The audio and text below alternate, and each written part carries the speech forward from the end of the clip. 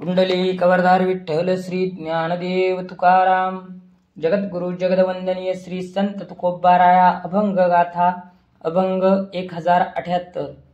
मत्सकुर्म शेषा कोणाचा आधार, पृथ्वीचा भार वाहवया काय धाक आम्हा कास याची चिंता। ऐसा तो असता सहाकारी शंख चक्र गदा आयुधे अपार। वागवितो भार भक्तांसाठी पांडवा जोरी राखिले कुसरी। तो हा बंधूंचा कैवारी तुकयाच्या। मत्स्य कुर्म शेष पृथ्वीचा भार सोसतात, त्यांना यासाठी कोणाचा आधार आहे? मग आम्ही उगाच भीती चिंता कशाची करावी? देव साह्याला आहे, शंख चक्र गदा अशा आयुर्धोंचा भार भक्तांच्या रक्षणासाठी वागवितो। तुकया बंधू म्हणतात, पांडव लाक्षागृहात सापडले त्यावेळी मोठ्या युक्तीने त्या आगीच्या विवरातून त्यांना बाहेर काढले व रक्षण केले। तो देव माझा कैवारी आहे। 1079। राम म्हणता काम क्रोधांचे दहन, होय अभिमान देश धडी। राम म्हणता कर्म तुटेल भवबंधन, नये श्रमसीन स्वप्नासही। राम म्हणता जन्म नाही गर्भवास, नवे दारिद्रास पात्र कधी। राम म्हणता यम शरणागत बापुढे, अढळ पद पुढे काय तेथ। राम म्हणता धर्म घडती सकळ, तिमीर पडळ नासे हेळा। राम म्हणता म्हणे तुकया बंधू, तरी जेल भव सिंधू संदेह नाही। राम नाम स्मरणाने काम क्रोधाचे दहन होते, अहंकार दूरदेशी निघून जातो। राम नामाच्या उच्चाराने कर्मबंधन तुटते, भवबंधन सुटते, स्वप्नातही कष्ट जाणवत नाही। राम नामाच्या जपाने गर्भवासाचे कष्ट नाही, पुनर्जन्माचे सायास नाहीत, दारिद्र्यही नष्ट होते। राम नामाच्या भजनाने यम शरण येतो, त्यापुढे ध्रुव बाळाने मिळवलेले अढळ पद त्यापुढे तुच्छ आहे। राम नाम गाण्यामुळे सर्व धर्मांचे पालन झाल्यासारखे होऊन अज्ञानरूपी अंधाराचे पटल क्षणात दूर जाते। राम नामाचे चिंतन मनुष्याला भवसागर पार करते, यात शंका नाही, असे तुकया बंधू कान्होबा म्हणतात। 1080। मरोनी जाईन गुण नाम वरुनी, तुझ्या चक्रपाणी माय बापा। चुकविली दुःखे मायेचा ओळसा, तोडोनी या आशा पाशतेने। केली काया तनु हिंसी शीतळ, चिंता तळमळ नाही ऐसी। काळे तोंड काळ करुणी राहिले, भूत मात्र झाले सज्जन सके। तुकया बंधू म्हणे अवघ्या दश दिशा मुक्त रे परेशा तुझ्या पुण्ये। हे चक्रपाणी माय बापा, तुझ्या गुणावरून नामावरून हा देह ओवाळून टाकीन, कारण त्याने माझी दुःखे चुकविली, माय पाश दूर केले, आशेच्या बंधनातून मुक्त केली। त्रिविध तापांनी तापलेली माझी काया त्याने शीतल केली, आता चिंता नाही, तळमळ नाही। काळ स्वतःचे तोंड काळे करून लपून बसला आणि सगळे जीव माझे आप्त स्वकीय सखे सज्जन झाले आहे। तुकया बंधू म्हणतात, आता अवघ्या दश दिशा तुझ्या पुण्याईने मला मुक्त वाटतात, असा तू परेश आहेस। 1081। आता मागतो ते एके नारायणा, भावपूर्वक मनापासून या। असो दे मोकळी जीवा जरी गाईल गुण, नाही तरी खिळून टाकी परती। मातेची या परी देखती परनारी, ठेवी नेत्र तरी नाही तरी नको। तरी वरे कंटाळा करीती निंदास्तुतींचा, नाही तरी कानांचाही देखे प्रयत्न। सकळ इंद्रियांचा निग्रह करुनी एक, राखावी पृथक तोडूनी भ्रम। तुकया बंधू म्हणे तेची वाट प्राणा, पडता नारायणा विसर तुझा। हे नारायणा, आता मी भावपूर्वक मनापासून मागतो ते मागणे ऐक। माझी जीवा तुझे गुण गायन करील तर ती मोकळी ठेव, नाही तर तिचे तुकडे होऊ दे। परस्त्रियांना माझे डोळे माते समान मानतील तरच त्यांना पाहण्याची शक्ती दे, नाहीतर मला त्यांची गरज नाही। माझे कान लोकांची निंदास्तुती ऐकण्याचा कंटाळा करतील तरच त्यांना सुरक्षित ठेव, नाहीतर ते बहिरे करून टाक। सगळ्या इंद्रियांचा निग्रह करून त्यांचा संसार भ्रमनिरास करून तुझ्या चरणी एकनिष्ठ कर। तुकया बंधू म्हणतात, माझ्या प्राणाला जर तुझा विसर पडला तर तोही देहातून बाहेर जाऊ दे। 1082। नमस्कारी भूते विसरोनी याती, तेने आत्मतिथी जाणितली। परोपकारी वेचिएल्या शक्ती, तेने आत्मतिथी जाणितली। द्वैताद्वैत भावनाही जया चित्ती, तेने आत्मस्थिती जाणितली. जयाची वाचेन येता निंदास्तुती, तेने आत्मस्थिती जाणितली. उचित अनुचित जाणे धर्मनीती, दृढ भाव भक्ती मानवतो. तुकया बंधू म्हणे वरकडते एर, संसाराचे खर भारवाही. जातीची उच्च निश्चता विसरून सर्व भूतामात्रांना वंदन करतो, सहानुभूतीने वागतो, त्याला आत्मस्थितीचा अनुभव आला असे समजावे. आपली सर्व लौकिक शक्ती जो परोपकारासाठी खर्च करतो त्यालाच ब्रह्मज्ञान झालेले असते. द्वैत्य आणि अद्वैत्य असा भेद ज्याच्या मनात येत नाही त्याला ब्रह्मस्थिती भावावस्था प्राप्त झाली असे मानावे. कोणाचीही स्तुती किंवा निंदा ज्याच्या मुखातून येत नाही त्याला खरोखर अभेदावस्था कळली असे समजावे. जो धर्म नीती उचित अनुचित जाणून देवाच्या पायी दृढ भावभक्ती ठेवतो त्याने मानव जन्म कृतार्थ केला असे समजावे. तुकया बंधू म्हणतात यापेक्षा इतर असतात, ते संसाराचे ओझे वाहणारे गाढव आहे असे समजावे. 1083. 14 भुवने लोकतीने दाढे जो कवळी, संपुट तो संबळी मध्ये देखा. उत्पत्ती संहार करिता जो पाळन, तो नंदानंदन म्हणवितेसे. असुर तोडरी दैत्यांचा काळ, झाला द्वारपाळी बळीचा तो.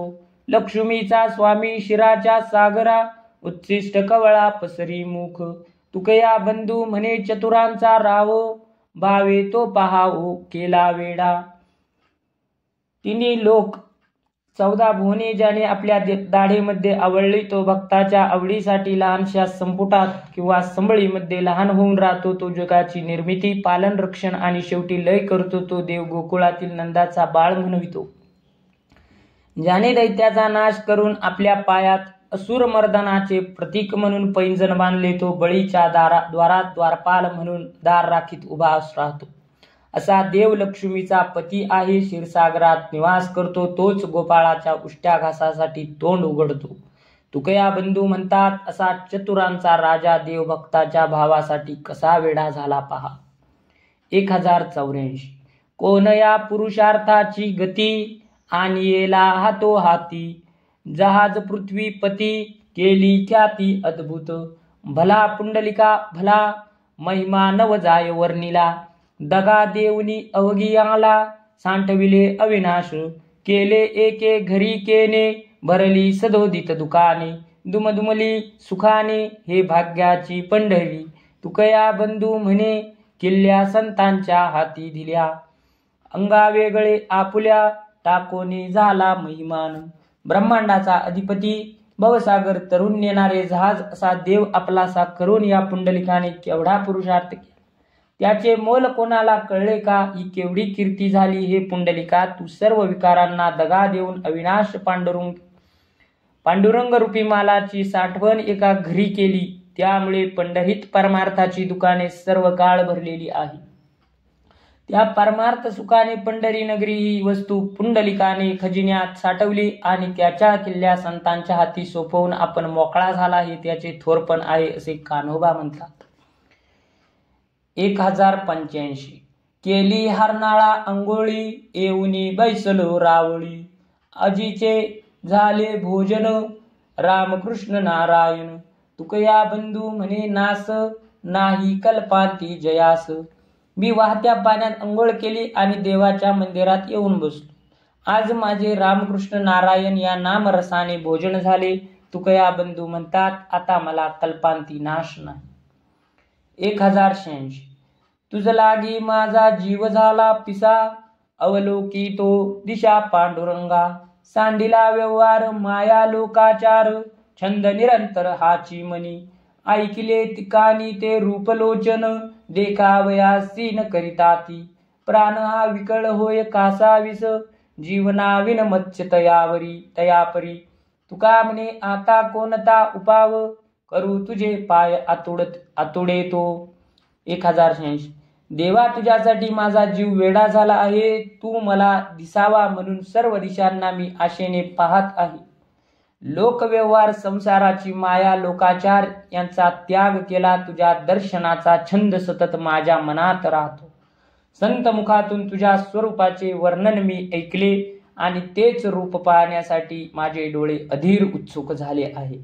पाण्याविना मासा जसा तळमळतो त्याप्रमाणे माझा प्राण तुझ्या दर्शनासाठी कासावीस होत आहे. तुकाराम महाराज म्हणतात, देवा तुझे पाय प्राप्त होतील आणि जीवाची तळमळ शांत होईल असा कोणता उपाय करू हे तू सांग. 1087. कोणे गावी आहे सांगा हा विठ्ठल, जरी ठावा असेल तुम्हा कोणा, लागतसे पाया येतो लोटांगणी, मात तरी कोणी सांगा याची, गुण रूप याचे वानिता, या संता मदक्षे देता सुख वाटे, सर्वस्वे हा जीव ठेवीन चरणी, पांडुरंग कोणी दावितया, तुका म्हणे गायी वत्सा, ताडा तोडी तैसी जाते घडी एक मज. अहो भगवत भक्तांनो, हा विठ्ठल कोणत्या गावात राहतोय तुम्हाला माहीत असले तर मला सांगा, मी तुमच्या चरणाला लागतो, लोटांगण घालतो, त्याच्या संबंधी वार्ता तरी सांगा. त्याच्या गुणाचे रूपाचे वर्णन संत मुखातून ऐकले आणि संतांना आलिंगन देताना किती सुख झाले म्हणून सांगू. जो कोणी मला पांडुरंग दाखवेल त्याच्या चरणी मी जीव समर्पण करेन. तुकाराम महाराज म्हणतात, देवा तान्ह्या वासराची आणि त्याच्या आईची ताटातूट झाल्याने वासरू कासावीस होते, तसा तुझ्या वियोगात एक एक क्षण दुःखात जात आहे. 1088.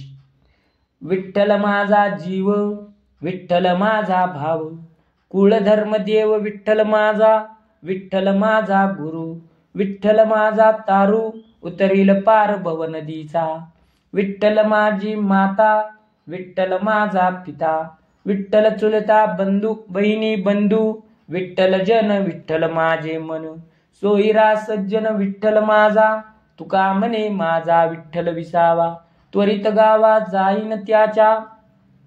विठ्ठल हा माझा प्राण आहे, तोच माझा कुळधर्म आणि भाव आहे, विठ्ठल माझा गुरु आहे, या भवसागरातून पार करणारे जहाज आहे. विठ्ठल माझी माता, पिता, बहीण, बंधू आणि चुलता आहे. विठ्ठल हे माझे जनलोक, माझे मन आणि तोच माझा सज्जन सोयरा आहे. तुकाराम महाराज म्हणतात, विठ्ठल माझे विश्रांती स्थान असल्याने मी त्याच्या गावी जाणार आहे.